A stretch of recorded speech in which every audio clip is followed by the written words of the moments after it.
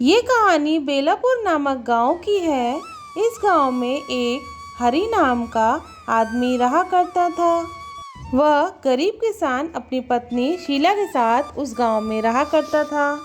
उसके पास एक छोटा सा जमीन का टुकड़ा था जिसमें वह खूब सारी सब्जियां उगाकर अपना भरण पोषण किया करता था। किसान अपने खेतों में से सब्जियां बेचने के लिए हर रोज तोड़कर बाजार में ले जाया करता था और जो पैसे मिलते उससे अपने परिवार का खर्चा चलाया करता था। एक दिन सुबह अरे शीला, क्या कर रही हो? खाना लाओ भाई, मुझे सब्जियां लेकर मंडी में जाना है। अरे क्या सुबह सवेरे चिल्लाने लगते हो, अभी खाना नहीं बना है। शीला, सुबह के 8 बजाने वाला है और तुमने अभी तक खाना नहीं बनाया। मैं कितनी बार कह चुका हूँ कि सुबह जल्दी उठा करो। चिल्लाओ मत, तुम्हें कौन सा ऑफिस जाना है? अभी 8 ही तो बजे हैं। 1 घंटा रुको, मैं अभी खाना बना कर देती हूँ। सारा दिन ही तो मैं इस घर में काम करती हूँ, एक पल का भी चैन नहीं है। मेरी तो किस्मत ही फूटी थी जो मैं इस घर में ब्याह करके आ गई। हे भगवान! तुम कुछ बोल रही हो क्या? मुझे कुछ सुनाई दे रहा है। नहीं, कुछ नहीं। सारा दिन काम करो और फिर इनके ताने भी सुनो। कुछ देर के बाद किसान की पत्नी खाना तैयार कर देती है, फिर दोनों साथ में खाना खाते हैं। शीला, आज सब्जियां लेकर मैं मंडी नहीं जाऊंगा क्योंकि आज मैं लेट हो चुका हूँ और अब तक तो सब्जी मंडी में बहुत सी सब्जियां चढ़ चुकी होगी और सब्जियों का दाम भी गिर गया होगा। आज मैं खेतों में जाता हूँ और पौधों को सिंचाई कर देता हूँ। तुम मेरे लौटने तक घर का सारा काम कर लेना, ठीक है? किसान अपने घर से खेतों में सिंचाई करने के उद्देश्य से निकल जाता है। किसान के जाने के बाद उसकी पत्नी की दोस्त मीरा उसके घर पर आती है। अरे मीरा बहन, यहाँ कैसे? अरे आओ आओ बैठो। अरे कुछ नहीं बहन, घर में बैठे बैठे बोर हो रहा था तो मैंने सोचा क्यों ना तुमसे 2 बातें कर लूं। वैसे आज तुम्हारा मन उतरा उतरा सा क्यों लग रहा है? अरे अब क्या बताऊं बहन, सारा दिन काम करके तो मैं थक जाती हूँ और मेरे पति को तो हर काम हर चीज उनके हाथ पर ही चाहिए और वो तो घर का जरा सा भी काम नहीं करते कि एक काम बस कर दे। इतनी सी बात से तुम्हारा चेहरा उतरा हुआ है। मेरे पास घर के कामों से बचने के लिए एक बम्पर उपाय है। अगर तुम यह उपाय करोगी तो तुम घर के कामों से बच पाओगी। अरे बहन, मैं कुछ समझी नहीं। ऐसा कौन सा उपाय है जिससे मुझे घर का कोई भी काम नहीं करना पड़ेगा? शीला बहन, अगर तुम घर के कामों से बचना चाहती हो तो मेरी बात ध्यान से सुनो। जब तुम्हारा पति घर पर रहेंगे तो तुम बीमार होने का नाटक करो। अरे वाह बहन, तुमने तो बहुत अच्छी तरकीब बताई, पर इस नाटक से कोई तकलीफ तो नहीं होगी ना? कैसी परेशानी बहन, यह नाटक तो मैं भी अपने घर में करती हूँ। तब तो ठीक है, आज से मैं भी ऐसा ही करूँगी। ठीक है शीला बहन, अब मैं भी घर चलती हूँ, फिर कभी आऊंगी। दोपहर होने वाली थी। किसान अपने खेतों में से सिंचाई करके अपने घर को लौटा और अपनी पत्नी से कहता है कि शीला, अरे ओ शीला, कहाँ हो? पता नहीं कहाँ चली गई।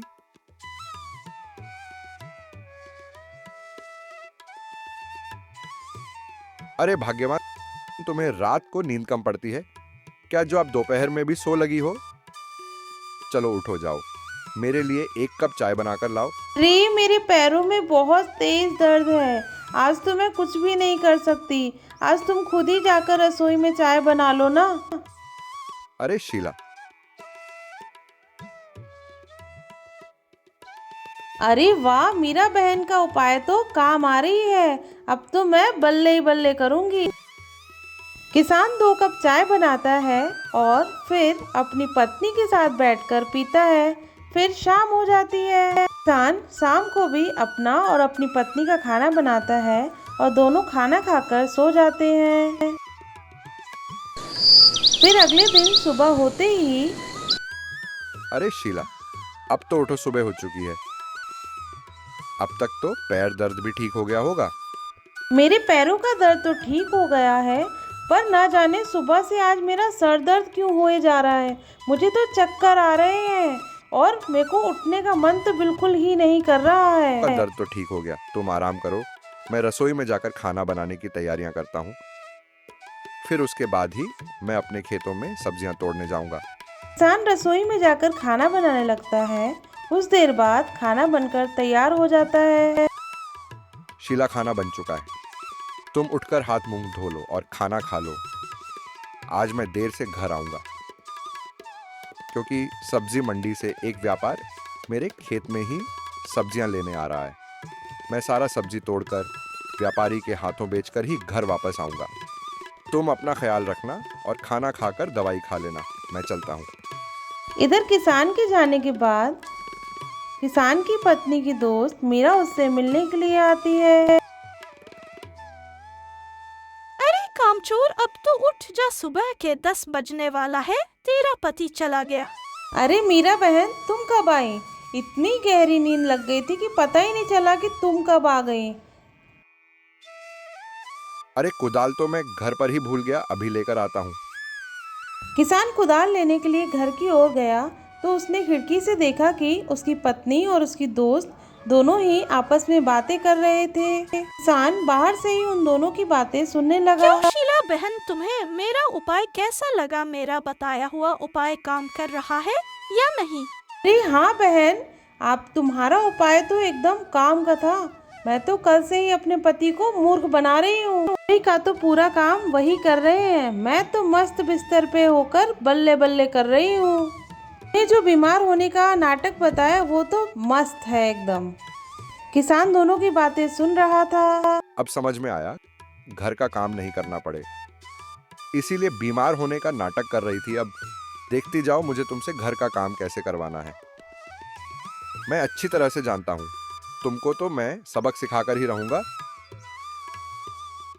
मीरा के जाने के बाद किसान घर के अंदर आता है। अरे तुम इस वक्त क्या कर रहे हो? तुम तो शाम को आने वाले थे। और ये तुमको क्या हो गया? हाथ में चोट कैसे लगी है तुमको? शीला, थोड़ी सी चोट लगी है, वह मैं रास्ते में फिसलकर गिर गया था। अब तुम्हारी तबीयत कैसी है? अरे आप मेरी छोड़िए, आप अपने हाथ का बताइए। बहुत ज्यादा दर्द हो रहा है ना? नहीं शीला, मुझे दर्द नहीं है, मैं बिल्कुल ठीक हूँ। तुम आराम करो, तुम्हारा भी तबीयत खराब है। और देखो ना, मेरा हाथ भी टूट गया। पता नहीं किसकी नजर मेरे हंसते खेलते परिवार पर लग गई। अब घर का खर्चा कैसे चलेगा? ठीक है, तुम आराम करो, मैं रसोई में जाकर खाना बनाता हूँ। अरे नहीं नहीं, मेरी तबीयत पूरी तरीके से ठीक है। मैं जाकर खाना बनाती हूँ, आप आराम करिए। फिर किसान की पत्नी रसोई में जाकर खाना बना देती है। और कुछ देर बाद किसान की पत्नी खाना बनाकर और फिर किसान की पत्नी अपने पति के पास जाकर बोलती है, अजी चलिए हाथ मुंह धो लीजिए, खाना लगाती हूँ मैं। शीला वैद्य जी ने मुझे 2 सप्ताह तक आराम करने को कहा है। उधर खेतों में सब्जियों का काम कौन संभालेगा और खेतों में सिंचाई कौन करेगा?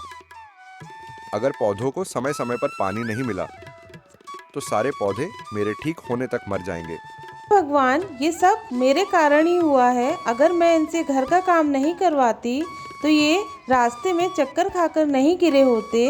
अब मुझे ही सारा काम करना पड़ेगा, घर का भी और खेत का भी। मैंने क्या सोचा था और ये क्या हो गया? अब मैं कल से रोज सुबह जल्दी उठूंगी, खेतों से सब्जियां तोड़कर मंडी में जाकर बेच कर आऊंगी, जिससे हमारे घर का खर्च तो चलता रहेगा। अगले दिन किसान की पत्नी सुबह उठकर जल्दी से खाना बनाकर अपने खेतों की ओर सब्जियां तोड़ने के लिए चली जाती है। सब्जियां मंडी से बेचकर आने के समय उसे वापस लौटते समय मीरा मिल जाती है। अरे शीला बहन, तुम इतनी सुबह सुबह कहाँ से आ रही हो? अरे क्या बताऊं बहन, मेरे पति रास्ते में चलते हुए फिसल गए थे, जिस वजह से उनका एक हाथ टूट गया है। जी ने उन्हें 2 सप्ताह आराम करने के लिए कहा है। मजबूरी में मुझे ये काम करना पड़ रहा है। अगर मैं ये काम नहीं करूँगी तो घर का खर्च कैसे चलेगा बहन? ठीक है बहन, अब मैं चलती हूँ, मुझे देर हो रही है। बड़ी आई, खुद तो मुझे उल्टा पुल्टा ज्ञान देकर और खुद ही सुबह जल्दी उठकर नदी से पानी भरकर ला रही है। मुझे कहती है कि काम से बचने के लिए बीमार होने का नाटक करो। वाह, भाग्य में लिखा था अब तो वो हो ही गया। चलो अब मैं घर की ओर चलती हूँ। किसान जब सोकर उठा तो उसने देखा कि उसकी पत्नी सुबह सवेरे ही उठकर मंडी में सब्जियां बेचकर आ रही थी। शीला, तुम इस वक्त कहाँ से आ रही हो?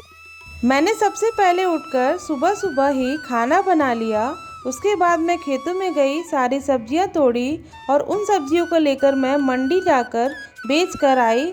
चलो अब हम दोनों मिलकर खाना खा लेते वो तो हैं। ठीक है, लेकिन तुम इतनी सुबह सुबह इतना सारा काम करोगी तो और बीमार पड़ जाओगी।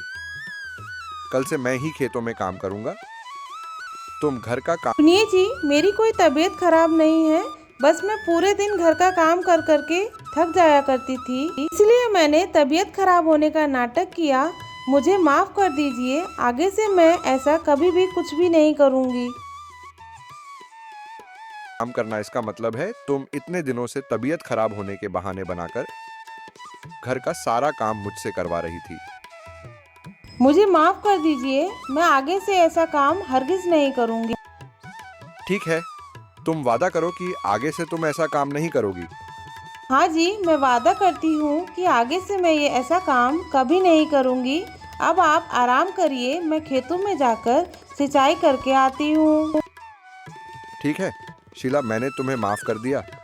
अब तुम जरा मेरी तरफ देखो। का मतलब आपको भी चोट नहीं लगी है?